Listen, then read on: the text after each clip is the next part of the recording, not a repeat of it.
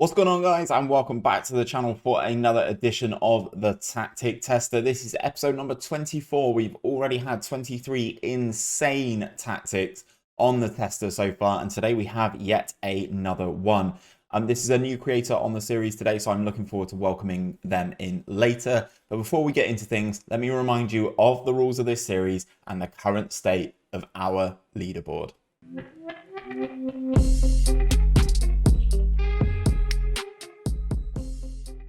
So then, guys, just a quick reminder of the rules before we get into today's episode. All tactics must have a proven record of success or achievement. All tactics will use the same team and fixtures for the test. That will be Arsenal. No transfers will be allowed to be made in either transfer window by the team. All tactics will be loaded in and simulated the whole season. And all points, wins, goal scored and win percentage will be collected and displayed to find the best creator tactic out there. So that is the rules. Let's take a look at our current leaderboard. So then, guys, this is the current state of our top 10. You need a very, very impressive 67.85% win ratio just to crack into the top 10. As I said, we've had 23 creators on the series so far with some fantastic results. 𝘼𝙗𝙤𝙪 is still sat top of the pile with his 4-1-2-2-1 asymmetric formation that won him 3 trophies, including the Premier League, 99 points, 177 goals scored, only 54 conceded as well, 2.95 goals per game with that all-important win percentage of 85%. So then, guys, we are back in game and we are ready to kick things off with yet another creator who I need to introduce you guys to. This week's creator is 𝘼𝙗𝙤𝙪. This is a member of my Discord community. That is how you submit your tactics to be tested on this series. There will be a link at the top of the description. Head on over, join the Discord community. There is a channel for tactic tester submissions. That is how he submitted his tactic, and that is what we are looking at today. So his tactic is a 4-2-4 wide gegenpress. I think this is going to be a very, very good one. Just right off the bat, I think that has a lot of elements that I think work well with Arsenal. So to run through the team, we have a sweeper keeper on support, no additional roles and responsibilities. For you guys on Xbox, I will run through everything so that you can rebuild this tactic yourself if it does absolutely exceptionally. Then we have wingbacks on support, no additional instructions on those guys. I use wingbacks on support. This back line is effectively identical to what I run, so I think this is going to be good, obviously, because my tactic works relatively well as well. Then we have 2 ball playing defenders, both on defend, no additional instructions on those guys. Much the same with the wingback on the left hand side, very much the same as the wingback on the right hand side. Then into the 2 midfielders, you have a box-to-box midfielder on support. Obviously, they have the instructions of roam from position. I think these 2 combined may well leave the defense a little bit exposed, but we will see. 𝘼𝙗𝙤𝙪 on support, they get further forward, stay wider, move into channels and roam from position. These are all ones, as you can see, that come active with the role and this duty. Then we have 2 inside forwards, no additional instructions on these either, from 𝘼𝙗𝙤𝙪. Inside forwards on attack both sides.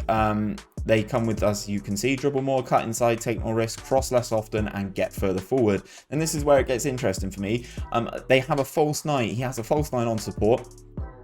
Again, no additional instructions, and then an advance forward on attack.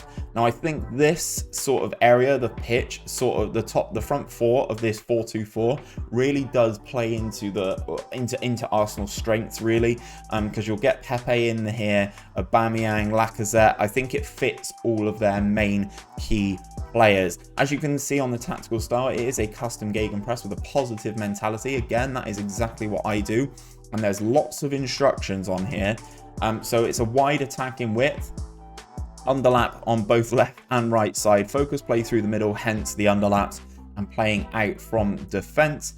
More direct style of passing is interesting. You don't normally see that too much. A much higher tempo and never time wasting. Whipped crosses, and they're hitting early crosses and shooting on sight. Again, this is not something you see very often, so I'm very intrigued to see how this tactic does get on.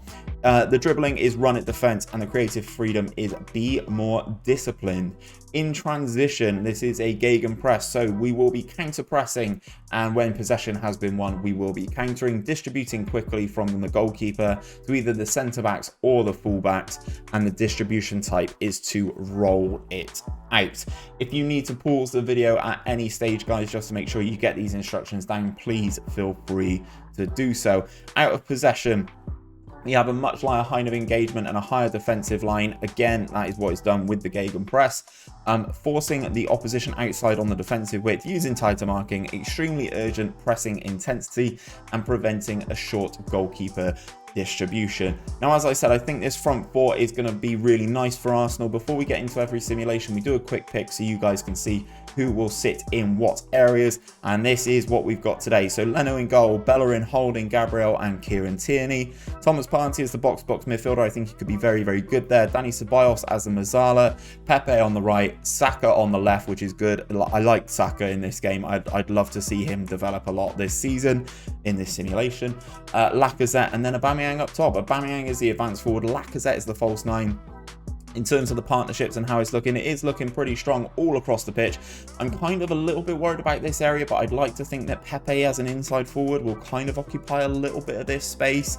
And then my other worry is sort of in and around this midfield area, especially with a 𝘼𝙗𝙤 who's going to run forward and a box-to-box midfielder who's kind of going to be a little bit everywhere. But that is where I'm going to leave things, guys. We are going to simulate the entire season, and I'll be back with the results in just a few seconds. So then, guys, it is the end of the season, and we have a managerial performance of a B-, so I don't know necessarily how things have gone, to be perfectly honest. Aubameyang is the top goal scorer in the club with 27. The league position looks like it's been nailed on 4th for a long period of time. As you can see, the gap between Chelsea and Arsenal in 4th to 5th, respectively, is 9 points. And then everything else at the top is relatively tight. A nice strong finish to the end of the season as well is something that you don't necessarily see Arsenal do in this simulation, because we all know, if you've watched any of these episodes before, things get really difficult at the end of the season, especially if you're in a lot of competitions. So this is where we are. I think this is going to be potentially decent. 84 points seems like a good points total for you guys to pick up on this series. Let's get into things and take a look at the competitions tab then, shall we? So, oh, this is going to be a good tactic, guys. I reckon this is going to be a fantastic tactic.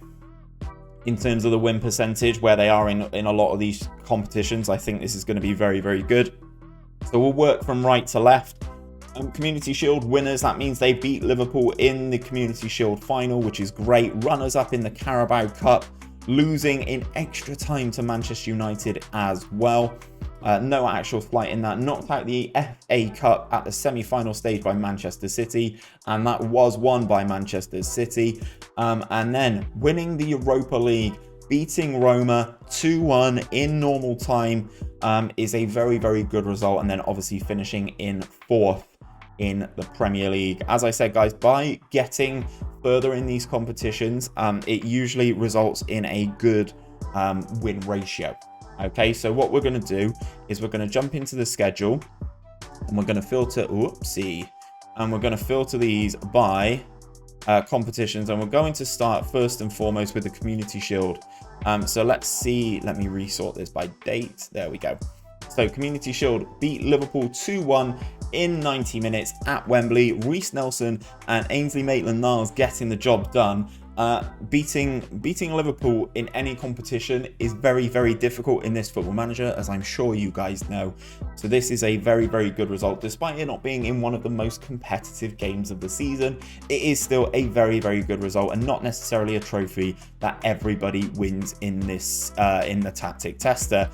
We got to the final of the Carabao Cup, and it wasn't an easy run looking at it. Beating Manchester City, beating Newcastle on penalties, beating Leeds, that is a very good result against Leeds as well, beating Chelsea. This has been one of the hardest runs that you could possibly have, I think, with maybe the exception of Newcastle, maybe if you chuck like a Liverpool or something in there, but these are all Premier League teams. Sometimes you get a lower league opposition. They're all Premier League teams.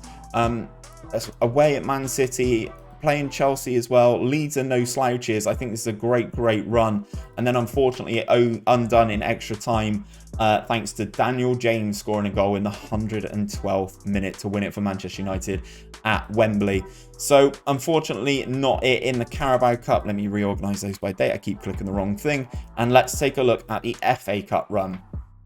Okay, so this is kind of chalk and cheese. This one is lower league opposition for the most part. So they beat Harrogate, beat Huddersfield, beat Bournemouth, and then beat Brentford, and then unfortunately lost in the semi-final to Manchester City, with Gabriel Jesus getting an 85th minute winner there, and 𝘼𝙗𝙤𝙪 having a very bad game by the looks of things. 5.7, not a very good result for 𝘼𝙗𝙤𝙪 in that role, and unfortunately losing again at Wembley to Manchester City in the semi-finals. So from heartbreak, let's go to some success. It is Europa League time. Let's see how things went here.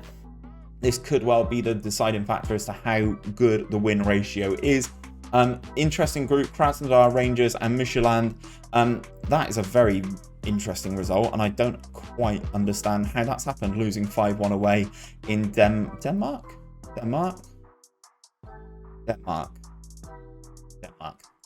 Good. Beating Krasnodar, beating Rangers is great. Nicolas Pepe getting the deciding factor there. Then they had PSV in the first knockout stages, beat them comfortably, beat AC Milan as well, winning the home leg, losing the away leg, but the away goal, well, the aggregate score, but the away goal definitely being the deciding factor there. Saka getting that one in the 96th minute to send them through, as it looked like it was going to extra time. Wolfsburg in the quarterfinals, drawing the game 1-1 away. That's a very nice looking stadium over in Germany. 87th minute. Again, it's a late one. You see a lot of these late goals, especially in the simulated fixtures. And then they won the home leg 2-0. RB Salzburg 2-2 in the away leg. Again, late goals here. Brendan Aronson and Patson Daka with the goals. Daka is a good little player. Very quick. And then winning the away leg 3-2. Anyway, good goals from Pepe, Willian and Lacazette. And then obviously beating Roma in the final. Oh, it was decided by a Smaldini own goal. Chris Smalling own goal in the 86th minute, seeing Arsenal lift the Europa League final. Let's take a look at the final one then. The final competition, the Premier League, finished in 4th. Nice little run here. Scoring quite a lot of goals here. A 5 here, another 4. A 4-4 draw with Leeds is interesting. Late goals again. Jack Harrison in the 89th. Pablo Hernandez in the 85th. This is all where it comes into play, guys. I mean, obviously, if you're managing this team yourself and you are 4-2 up against Leeds, you may want to alter the formation and bring on a different body to play in that position. Maybe you take off one of the box-to-box midfielder and you bring on a defensive midfielder, or you take off one of the strikers and bring on another reinforcements, and you will see this game out. It doesn't always happen like this. This is obviously the joy of the simulation.